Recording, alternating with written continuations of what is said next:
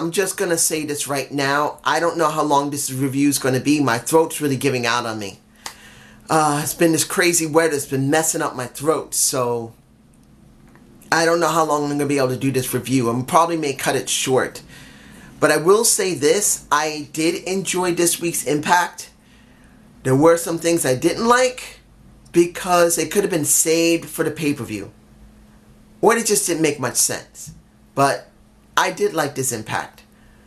The one thing I'm going to talk about first is the end of the show. Matt Sydal versus Austin Aries. Well, I'll put it to you like this. The opening of the show, where Matt Sydal had a little banter between Austin Aries. And Austin gave Matt a little bit of an option. You want a chance at my title? Put the Grand Championship up, because I never held the TV title, which he did. Anyway, Matt Sydal, Austin Aries, and Josh Matthews at ringside. It was the best match of the night. It was. It was a very good match. I'll give it to you in this respect that it could have been saved for the pay-per-view. This is one of the things I have a problem with. A lot of these matches could have been saved for the pay-per-view. Honestly, they could have. And I feel like it's just sad to see it. Why did they go there? Why? In the end, because of Petey Williams helping the Austin Aries to keep Josh Matthews from interfering, Josh upset now because he doesn't have the Impact Grand Championship and Austin Aries now has it. I don't know where they're going with this storyline where Austin Aries literally has almost every title. The only one he doesn't have is an X Division title, and he says he doesn't need it due to the fact he's held it multiple times. In other words, it's the throwaway title. I don't want it. That's pretty much how he is, at least until Slammiversary, when someone will use the option C. But this is what we get. Going into Redemption, you're going to see Alberto. Oh yeah, and Alberto. Ooh, that hurts. Alberto eating a steak while watching the match. That was a nice touch. That's going to piss off a vegan. That will. That's going to piss off. I'm not a vegan. Doesn't mean I couldn't eat a lot of vegetables and everything else like that. Non-dairy or anything at all. But it was a nice touch to see that they made Austin Aries get pissed off. Well, eventually he'll get pissed off seeing that El Patron is eating a steak while watching the show.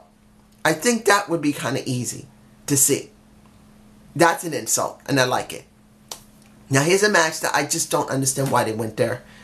The Fatal 4-Way at the very beginning of the show. Ishimori, who was there. Suicide, who was Connolly. I gotta say this about Connolly as Suicide. I don't think I got a picture of him.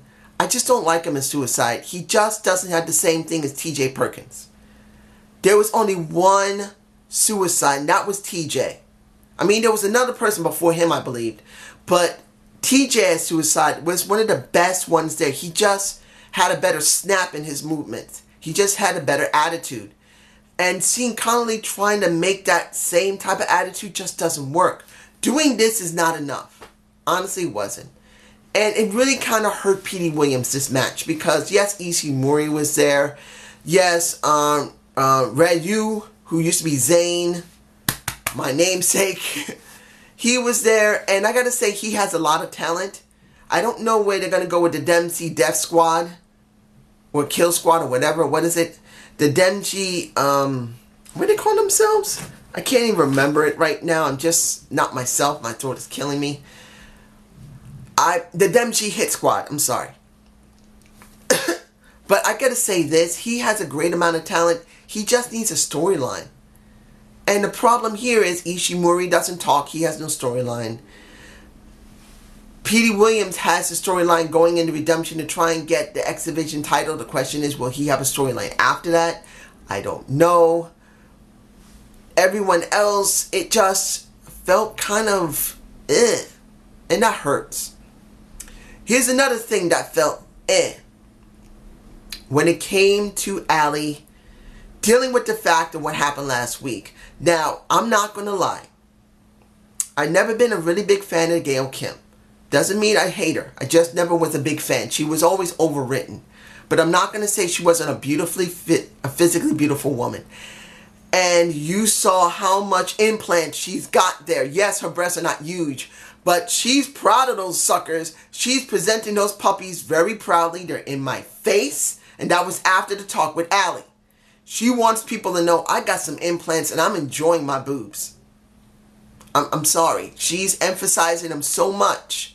She doesn't need to, but she feels like she has to. Anyway, this segment with Allie I did not like. Because it made Allie look so weak. Why are they still going with the emphasis of Allie being so naive that she needs to be told by her mentor that she needs to be angry? Didn't we just go through this months ago? That she's supposed to be building up into the attitude of, I may be nice, but I'm not an idiot. Why did we just take a step back with this? I do not understand. Now we go into Sue Young versus Eva Story. I believe that's her name. I don't think she's Amber Nova. She's Eva Story. Ava. Sorry, not Eva. Ava Story. I've always liked Ava Story. I thought she has a lot of talent and she's so pretty. She's someone you can marry, be proud that you married, and you don't need children to be happy with her.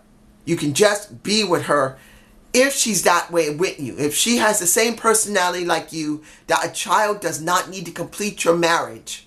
You can live the rest of your life with her with no issues. I'm that type of person. I don't need a child to be happy, even though I had one. But in the end, seeing that they're using the Braxton Sutter as her, well, mouthpiece in a sense, announcing her, that's not bad for him right now. He's a heel. He's trying to get over with somebody.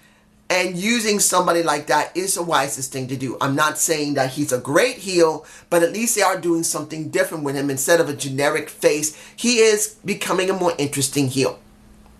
And I gotta say this about Sue Young. This is the first time I've seen her wrestle. I can't really say I'm really into her yet.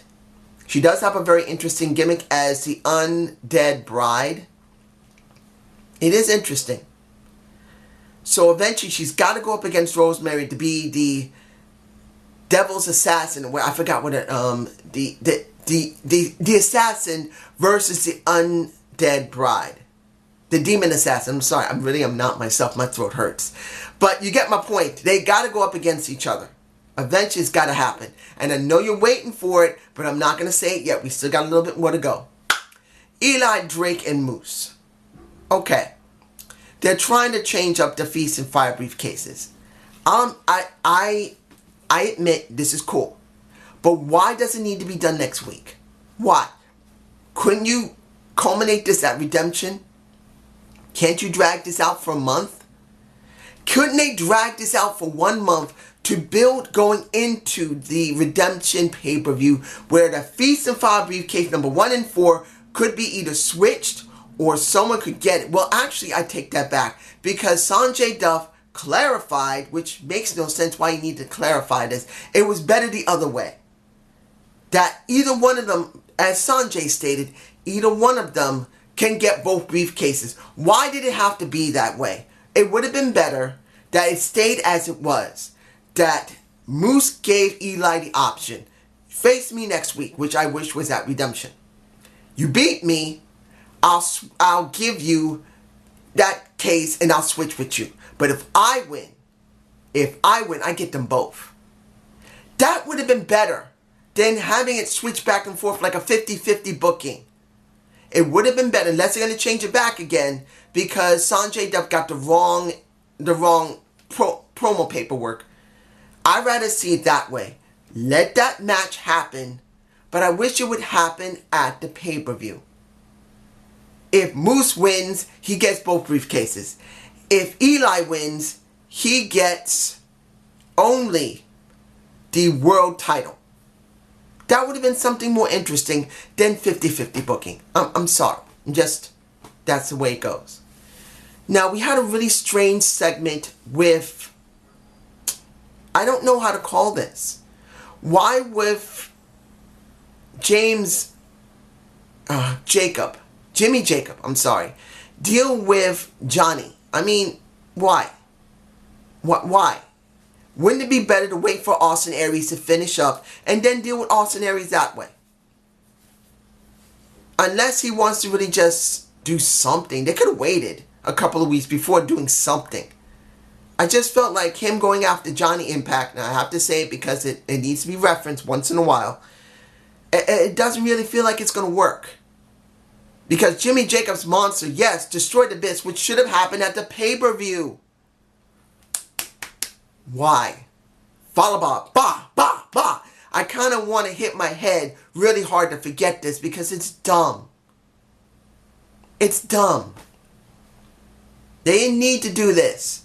Particularly that the Abyss should have had that pay-per-view match with Congo Kong. It would have made more better sense. And the question now is, look, Father Mitchell is not there. Abyss is not there. Does that mean we're going back to just Abyss again? Please, let Father Mitchell be there. Please. Please, let it be next week. If they are going to do the match between Johnny and Congo Kong, Father Mitchell comes back with the Abyss and they attack again and they have some type of special match at Redemption. That's just where I want it. What else is missing here? Excuse me. Lashley versus Cage, which should have happened at the pay-per-view. Now, I understand Bobby's no longer there. He's no longer there. One of my subscribers told me, and I wish he hadn't told me, but Bobby's no longer there. I understand that. So they probably had to tape this ahead of time and they did this. It would have been better at the pay-per-view. I'm just saying, I'm not trying to be a pain in the butt. I'm just saying to have Brian Cage and Bobby Lashley in the same match, it should have been made special. They could have just paid Bobby to go into the pay-per-view, even if he didn't have a contract, and that probably would have been better. They could have paid him an extra just to do the pay-per-view, and then he's gone. He could have lost like he did here, and he's gone. And let's talk about the match. It was sloppy. And it's due to the fact of two really big, bulky guys. This is one of the problems when you have two really big muscle guys going up against each other, which are athletic, mind you. But you got to understand, even though both of them are very athletic, does not mean both of them are going to put on a very good match as big, bulky guys who are athletic. A lot of times it doesn't always work. You need a small or medium man to work with a big, bulky, athletic guy who can jump around. When both of them try it, it doesn't always work. And to be honest, this did not work that well. Yeah, mind you, Brian Cage is very athletic. Doing that helo over the ring rope to go and nail Lashley was very good. But here's the problem. They both were too big and bulky. And it just didn't look as good as it could have been. And in the end, Brian Cage wins. And the reason I botched it because I didn't want to see this match. I'd rather see the pay-per-view to give us something interesting going into the next couple of weeks. At least until, what was it, the 22nd? When this happened? So the 20th? I don't remember when. I'll have to check. But in the end, this is what we got. Finally, if I'm forgetting anything, I'm sorry. I'm just not feeling well. A good fight. Let's be honest here. The way the women have been booked in both promotions have not been good. They haven't been. Even though Laura Vanessa has been done pretty well and Ali has been alright, you haven't saw a really good fight between the WWE brand and Impact Wrestling brand. It just has not been a really good, substantial fight in the back. No matter if it's live or pre-recorded. We just haven't gotten it. I saw what happened with Sasha and Bailey. Please. This was a good, well-crafted fight in the back. Seeing that Taya got her ass kicked back, beat the hell out of the backup wrestler, took Eva and tried to wring her neck because she couldn't see because of the mist from the Rosemary, was gorgeous. Gorgeous. It was just lovely. That jump off the top of where they have their production trucks and where they, I think it was not the production truck, where their makeup rooms or just their rooms in general was beautifully done. I'm hoping that Rosemary didn't hurt herself. It was a nice high jump she took. And she took out, you see her in my face showing those boobs. Those boobs look lovely on the floor. I'm not saying that I'm a huge Taya Valkyrie fan. I haven't really seen a lot of her. I haven't watched Lucha Underground. I really haven't had an interest to watch Lucha Underground when she's there. Mind you, Taya's a beautiful woman. Nice body. Tough, probably tough as nails and bigger than I am. I'm 5'9". She's probably 5'9" to 10. She's probably either my size or bigger. She's probably not a small woman. And she's well built. Excuse me. In the end, this was a beautifully well-crafted fight in the back. I enjoyed this fight more than anything on the show. Hands down. And I'm not saying all the stuff here was bad. It's just that this match made, well, not match, this fight made it for me.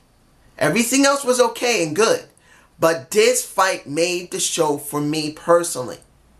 I want to see how far they're going to go with Tyra Valkyrie and how far they're going to go with Rosemary. I'm hoping they do something good with this. But it's just my point of view. Have a good day. Have a good night. And I'm going to be honest here before I finish. I don't know how messed up my voice is again. Because this will be like the third time I had a messed up voice because of the crazy weather we've been having in New York. So I don't know if I'm going to do any wrestling reviews the next couple of weeks or next week because I am not feeling well. I feel like I want to sneeze my brains out. But peace.